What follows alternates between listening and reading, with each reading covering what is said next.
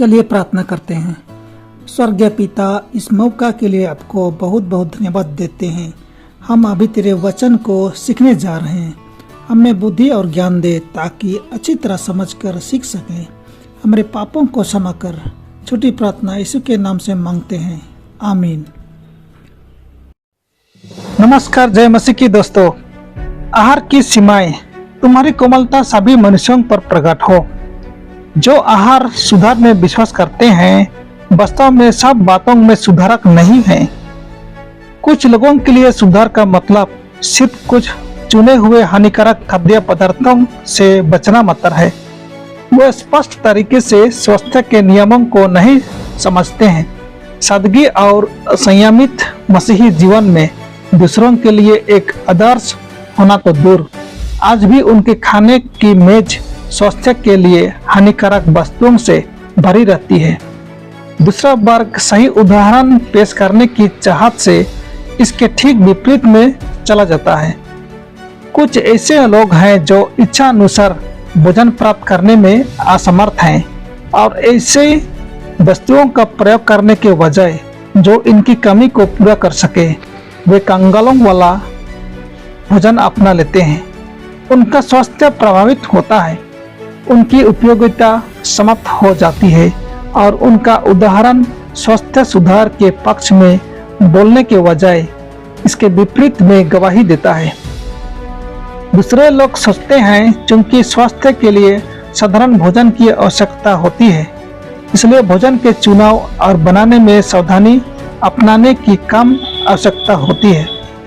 कुछ लोग तो बड़ी शक्ति के साथ अपने आप को बहुत कम भोजन तक सीमित कर लेते हैं, जिसमें शरीर की जरूरतों को पूरा करने के लिए पर्याप्त वस्तुएं नहीं होती हैं और इसके परिणाम स्वरूप वे दुख सहते हैं। वे लोग जिन्होंने स्वास्थ्य सुधार के सिद्धांतों को आंशिक रूप से समझा है वे प्रायः सबसे अधिक वे अपने विचारों को केवल अपने ऊपर ही लागू नहीं करते बल्कि वे उन्हें अपने परिवार और पड़ोसियों पर थोपने का प्रयास करते हैं। उनके गलत सुधारों का असर उनके बीमार शरीरों पर दिखाई देता है। उनके विचारों को दूसरों पर थोपने से बहुत से लोगों के दिमाग में स्वास्थ्य सुधार की एक गलत तस्वीर बनती है, जिसके कारण लोग इससे पूरी रीति से अस्वीकार कर देते हैं।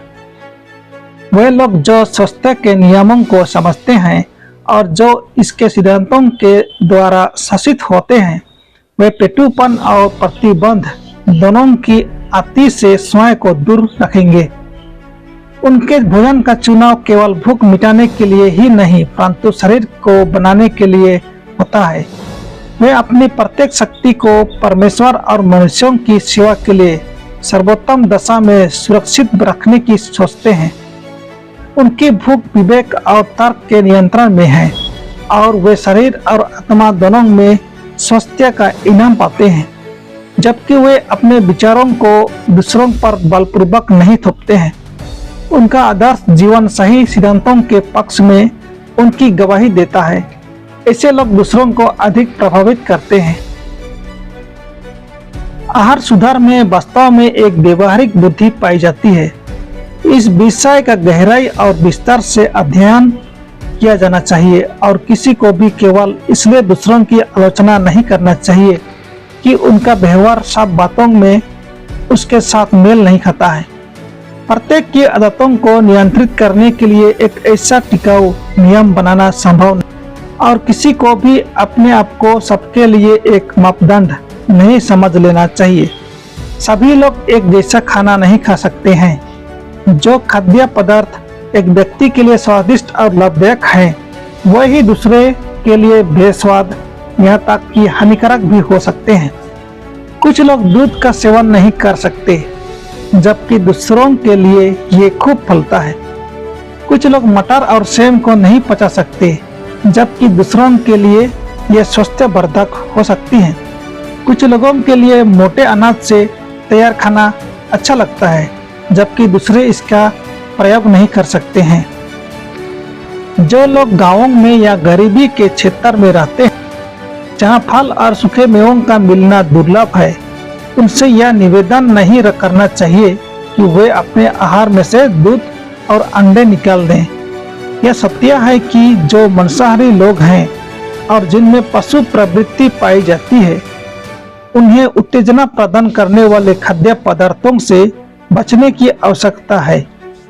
बच्चों वाले उन परिवारों में अंडों का प्रयोग नहीं किया जाना चाहिए जिनमें कामुक आदतें पाई जाती हैं, परंतु जिन लोगों में खून बनाने वाले अंग कमजोर हैं, विशेषकर यदि इन आवश्यक तत्वों की पूर्ति करने वाले पदार्थ उपलब्ध नहीं हो सकते हैं, उन्हें दूध और अंडे पूरी तरह से नहीं छोड़ने चाहिए।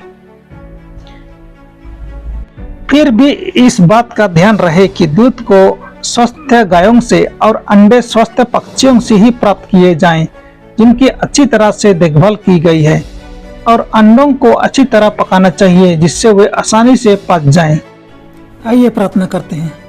हे हमारे पिता, इस वचन के लिए बहुत बहुत धन्यवाद।